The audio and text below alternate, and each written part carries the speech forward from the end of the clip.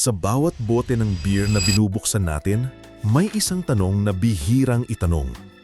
Hindi kung gaano ito kalamig, hindi kung gaano ito kalakas, kundi kung ano ba talaga ang laman nito at bakit ganito ang epekto nito sa atin. Sa Pilipinas, ang beer ay hindi lang inumin. Isa itong kasama sa halos lahat ng okasyon. Nariyan sa handaan, sa inuman sa kanto, sa tagumpay, sa pagkatalo, at sa mga gabing gusto lang natin makalimot. Sanay na tayo sa murang presyo, pamilyar na label, at pakiramdam na parang wala nang dapat pag-isipan. Basta malamig, pwede na. Pero sa likod ng bawat bote, may proseso, may desisyon, at may mga kompromiso. Ang video na ito ay pinamagatang 7 brand ng beer sa Pilipinas na dapat iwasan, pero may dalawa na talagang sulit. Hindi ito paninira, hindi ito akusasyon. Ito ay pagbabahagi ng opinyon base sa ingredient labels, public consumer reviews, at karanasan ng mga umiinom sa loob ng maraming taon. Mahalagang sabihin ito ng malinaw. Ang panlasa ay subjective. Kung gusto mo ang isang beer, walang mali doon. Pero may malaking pagkakaiba ang masarap sa umpisa at maayos ang ginawa. At mas malaking pagkakaiba ang mura at sulit. Sa isang merkado kung saan iilang malalaking kumpanya ang gumagawa ng halos lahat ng beer, natural na ang inuuna ay consistency, volume at presyo. Hindi ang craftsmanship, hindi ang complexity, at kadalasan hindi rin ang long-term experience ng umiinom. Kaya hindi na nakakapagtaka kung bakit maraming Pilipino ang nagtatanong kung bakit parang mas mabilis na sumakit ang ulo ngayon kumpara noon, kahit pareho lang naman ang dami ng nainom. Marami ang hindi nakakaalam na ang lasa ng beer ay hindi lang mula sa alcohol. Ito ay bunga ng malt, hops, yeast at tubig. Simpleng 4 na sangkap na, kapag pinagsama sa tamang proseso, nagiging komplikado, balanse at kaaya-aya. Ngunit sa maraming murang beer, pinalitan ang malt ng asukal o corn extract at ang natural na hops ay pinapalitan ng mga extract.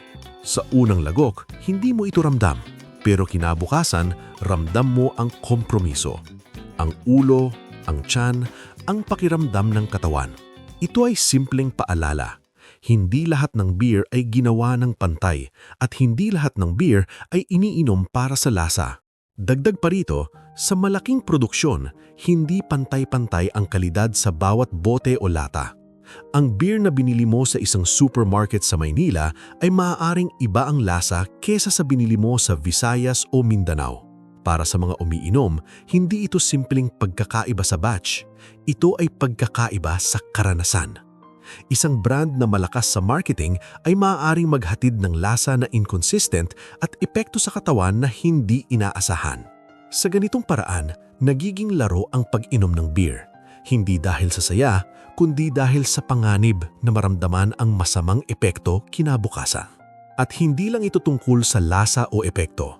Ito rin ay tungkol sa kultura at respeto sa tradisyon. Sa nakaraan, ang bawat brewery ay may sariling proseso, sariling timpla, at sariling pagmamahal sa paggawa ng beer. Ngayon, sa ilalim ng mga malalaking kumpanya, kadalasan ang desisyon ay nasa presyo at volume, hindi sa kalidad. Maraming lumang recipe, lumang kasanayan at tradisyon ang nawawala o pinapalitan ng mas murang alternatibo. Sa bawat bote na hindi iniinom para sa lasa, isang piraso ng kultura ay nawawala. At ang consumer na naghahanap ng totoong karanasan ay nagbabayad para sa kompromiso. Simulan natin sa mga beer na madalas unang lumalabas sa usapan kapag binabanggit ang hindi magandang karanasan. Maraming umiinom ang unang binabanggit ang San Mig Apple. Sa unang lagok, madaling magustuhan, matamis, malamig at walang tapang. Pero habang tumatagal, maraming napapansin na parang may kulang. Sa dami ng tamis at flavoring, madalas itong ilarawan bilang mas malapit sa flavored drink kaysa sa tradisyonal na beer. Sa mga online forums at comment section, paulit-ulit ang parehong kwento. Masarap sa umpisa, pero mabilis ang pagsakit ng ulo. Para sa ilan, parang dessert na may alkohol. Isang inumin na hindi naman masama, pero malayo sa ideya ng beer na may karakter at lalim. Sunod ay ang Gold Eagle Beer. Isa ito sa pinakaabot-kayang beer sa merkado. Madaling bilhin, madaling i-share at madaling tamaan. Pero kapalit ng murang presyo ay ang halos pare-parehong reklamo. Manipis ang lasa, kulang sa katawan, at madalas mas mabigat ang pakiramdam kinabukasan kesa sa inaasahan. Maraming umiinom ang nagsasabi na hindi nila ito iniinom dahil sa sarap, kundi dahil sa presyo. Isang produkto na ginagawa ang kailangan nitong gawin pero walang intensyon na magbigay ng karanasan. Pagdating sa Red Horse na regular, halos bawat Pilipino ay may sariling kwento. Ito ang beer ng mahabang gabi, ng tawahan, ng lakas ng loob at minsan ng pagsisisi. Malakas, diretso at consistent. Pero ayon sa maraming long-time drinkers, mas nakingibabaw ang alcohol bite kesa sa beer flavor. Ramdam mo ang lakas, pero kulang ang balanse. Hindi ito masamang beer, pero malinaw na hindi ito ginawa para sa lalim o refinement. Ginawa ito para sa epekto, hindi para sa detalye. Ang San Miguel Pale Pilsen ay isang simbolo ng nakaraan. May kasaysayan, may nostalgia. Para sa marami, ito ang unang beer. Pero sa paglipas ng panahon, dumarami ang nagsasabi iba na ang karanasan. Mas ligan, mas watery para sa ilan, at mas ligtas ang profile. Ito ang beer na hindi ka masyadong sasaktan pero bihira ka ring papahamaan. Isang beer na nananatili dahil sa pangalan, hindi dahil sa excitement. Kapag umakyat tayo sa mas mataas na alcohol content, nariyan ang Red Horse Extra Strong. Mas malakas ang tama, mas mabilis ang epekto, pero mas madalas din itong iugnay sa mabigat na pakiramdam kinabukasan. Marami ang nagsasabi na ramdam mo ang alcohol, pero nawawala ang beer. Hindi masamang strong beer. Sa buong mundo, may mga strong beer na complex, smooth at balanse. Ang problema ay kapag ang lakas ay inuuna kesa sa proseso. Ang strong ice naman ay madalas ilarawan bilang malinaw, malinis at halos walang personalidad. Ito ang beer na iniinom kapag gusto mo lang uminom, hindi kapag gusto mong unawain ang iniinom mo. Para sa ilan, sapat na riyon. Para sa iba, isa itong produktong iniinom at agad nakakalimutan. Walang iniwang alaala, walang kwento. At sa pinakamaraming negatibong feedback mula sa mga umiinom, madalas lumalabas ang Gold Eagle Extra Strong. Sa mga online discussions, pare-pareho ang tono. Harsh ang lasa, metallic ang amoy, alcohol ang nangingibabaw. Mura ito at malinaw kung para saan ito.